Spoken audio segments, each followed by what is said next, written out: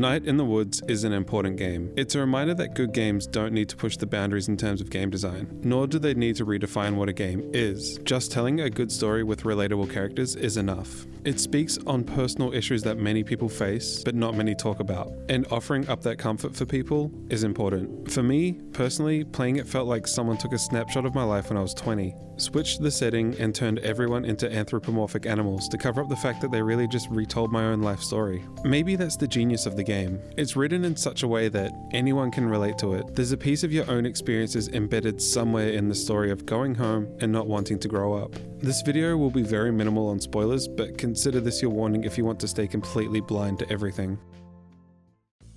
As I said in my Life is Strange and Anxiety video, mental illness is a touchy subject and understandably not many games want to approach it head on. Misrepresentation is a pretty big issue, and studios know that, so it's best to just stay away from it altogether. Sure, there's games like Depression Quest and the average everyday adventures of Samantha Brown, but they're incredibly short and self-contained to one thing: depression and anxiety respectively. Night in the Woods manages to touch on a multitude of subject matters, ranging from growing up, politics, the economics of small towns, xenophobia, and, of course, mental health, and does so in such a way it's hard to take fault with. From the get-go, it was clear to me that May suffers from depression. She wakes up late, seemingly doesn't shower, and all of her friends have moved on in her 2-year absence, pushing her deeper down that hole. As someone who has been in that exact situation, it all hit pretty close to home. Wanting things to stagnate, wishing the best for your friends in their future, but secretly self-sabotaging so everything remains a constant. This is why I think Night in the Woods is an important game. There are many great resources out there for people to reach out and seek help,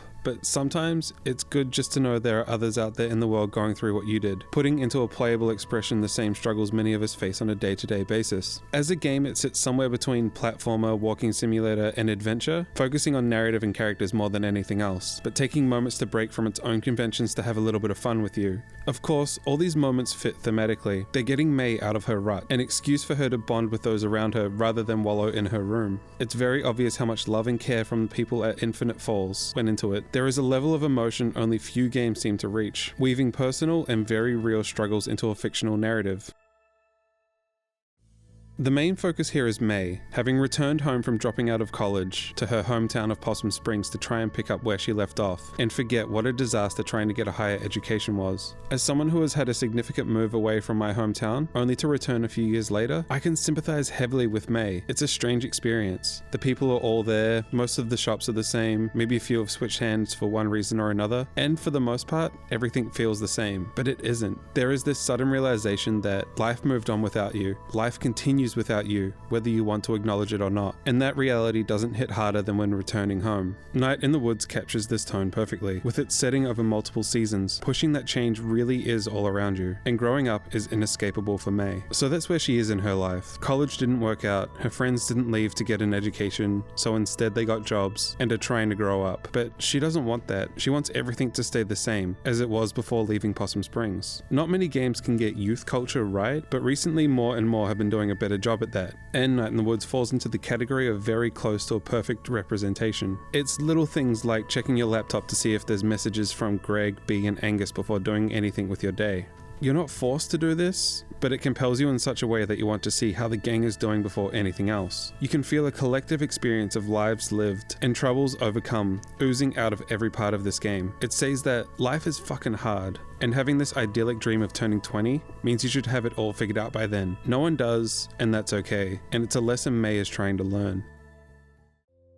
So I'm gonna say something that will sound like a major drawback to the game. The first couple of hours are incredibly mundane. It fits how Infinite Falls wants to have May thrust back into her routine that bites hard, especially when you're afflicted with depression. Being an unemployed 20-something living at home isn't easy, and Night in the Woods represents how boring it is to fill your days while everyone you know is off working, trying to get out of the hell you've returned to for whatever reason. Although Greg seems to be able to leave his job whenever he wants, so you know, I wish my friends had that when I was unemployed and directionless. Night in the Woods is angsty. It is angsty in a way that if you're a teenager, you'll probably relate to it and think, fuck yeah, this game gets me. It is also angsty in a way that if you're a 20-something or older, you will probably think, oh God, that's what I used to be like, isn't it? I found myself cringing a lot, but not because it's badly written. It just reminded me of a time when I would write ACAB in textbooks at school to look like hot shit in front of my friends. It's angsty because dealing with mental illness is difficult, and you sometimes just want to scream until you pass out. I know I've spent the majority of this video projecting myself and my experiences onto May and her adventures, but that was honestly my biggest takeaway from Night in the Woods. There is a lot more to uncover and things to explore in Possum Springs, but I want to save that for you to discover on your own time. Overall, it feels like the beginnings of the aging punk. Someone who is coming out of their fuck authority stage, but not enough to become jaded and stop caring about the world and the people around them, even though that niggling voice of depression sits on your shoulder. I found myself smiling from ear to ear, while simultaneously feeling the entire weight of May's world crashing down around her. Night in the Woods is a fairly niche game, and it won't be for everyone. Having a slow start may be off-putting, but I think if you're looking for a trip into self-reflection and to feel nostalgic for a time or place you miss, then I implore you to pick this up.